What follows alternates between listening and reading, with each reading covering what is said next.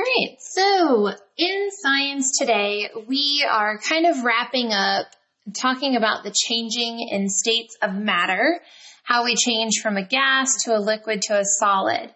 I know that it kind of feels like we spent several days on this. However, it's really interesting that sometimes students can easily get these kind of mixed up. So I'm hoping after this diagram and taking these notes, then maybe this will all make a little more sense to us. So I can see that there are arrows pointing one down and one up. So I guess it's kind of like a cycle, right? And we know that this involves things like freezing, melting, evaporation, condensation. Those were the terms we read about in our book. So now let's kind of make some sense of that. So the first thing I'm going to do is turn my paper this way. So this arrow indicates moving from a gas to a liquid to a solid. Well, if we start with a gas and then it becomes a liquid, we're actually taking heat away. And then if we make it even colder, right, that's how we get ice. Like we start with water, we remove some heat, make it even colder, colder, colder until it freezes. And then we have solids or ice cubes in this example. So along this arrow, we're going to write decreasing energy. So we are decreasing the energy. And what does that mean? Well, if we're decreasing energy, what we're doing is reducing the heat.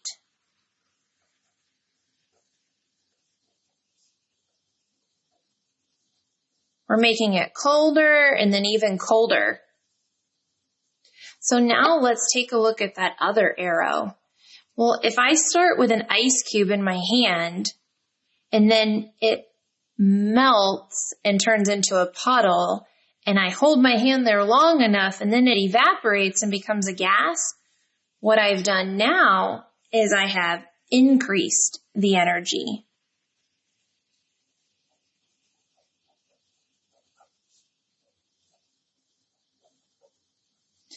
And when we say that we've increased energy, what we mean is that we have added heat. So in this diagram, we are adding heat when we're going this way. So I'll let you guys get caught up. I'm going to turn this back. There we go. So a couple other things that we want to add to this diagram. When we move from a gas to a liquid, if we remember from the book, that term is condensation.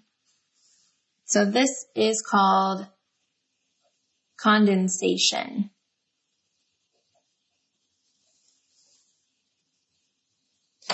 So when we start with a gas and we reduce the heat, so we make it a little colder, it turns into a liquid, going through that process of condensation.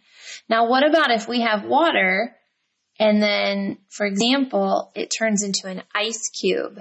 Well, we all know that that's called freezing. If we have liquid and we put it in like an ice cube tray and add it to our freezer, then it's going to freeze and become a solid. So something else that's really interesting to know is the temperature in which these changes occur. So if we have water vapor and it becomes a liquid, and through this process of condensation, we want to know that water vapor will condense at 100 degrees Celsius.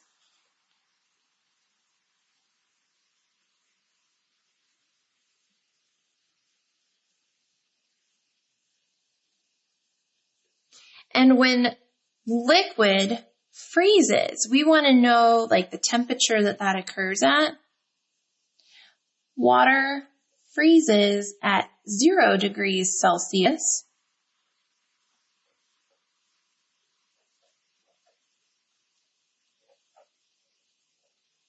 And this is actually the same as 32 degrees Fahrenheit.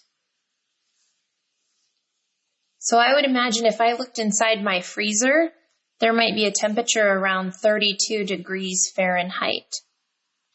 Real scientists typically measure in degrees Celsius, so equivalent or equal to 0 degrees. Again, two different measurement systems. So if you need to pause this video at any time to go back and finish these notes, you can. But let's take a look at the other side now of this diagram. So now I'm going to flip my page this way. Woo! Probably getting dizzy. So now let's talk about a solid. You have an ice cube, right?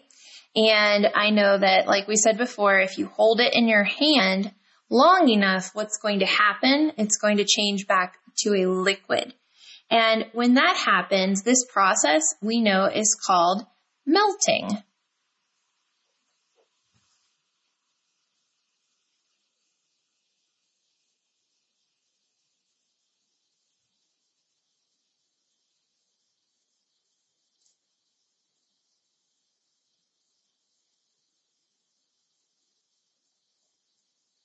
So ice will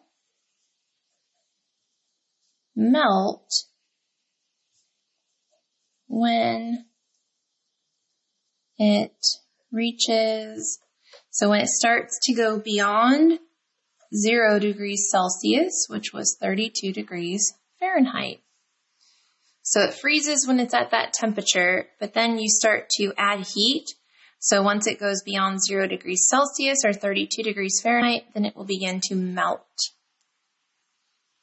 And then the last one, when we have liquid, say for example, you have like a pot of water boiling on the stove, right? And you're adding macaroni and cheese because you're going to cook some macaroni and cheese. If you've left it there for too long unattended, and you would never do this, but if you did, it would eventually go through the process of evaporation, right? Because you've left it on that burner, meaning you've added heat. So water will begin to evaporate. Water will evaporate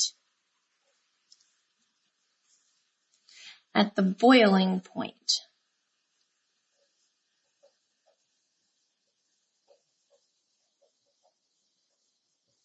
And this is occurring at, let's see if I can squeeze it in here, 100 degrees Celsius, which is the same as, and I'm squeezing it in right above here, 212 degrees Fahrenheit.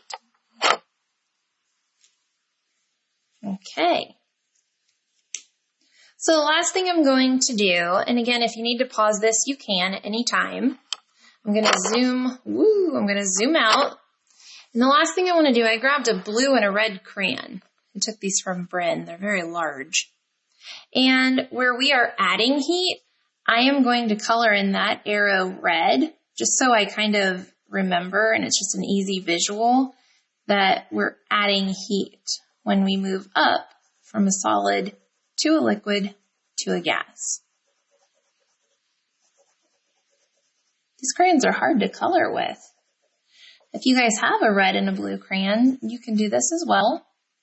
And if you want, you can even take a moment and color in these parts in the middle. I'll leave that up to you. So then over here where we're decreasing or making it cooler, I'm going to color in this part blue.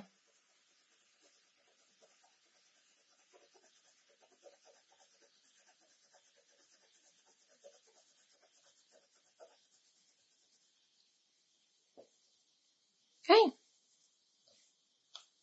So now your job is to go back into those same textbook pages that you've read already, where they describe these changes in the states of matter, and you are going to fill in and complete those boxes. So they give you a description, and you need to indicate which change is occurring, if it's freezing, melting, evaporation, or condensation.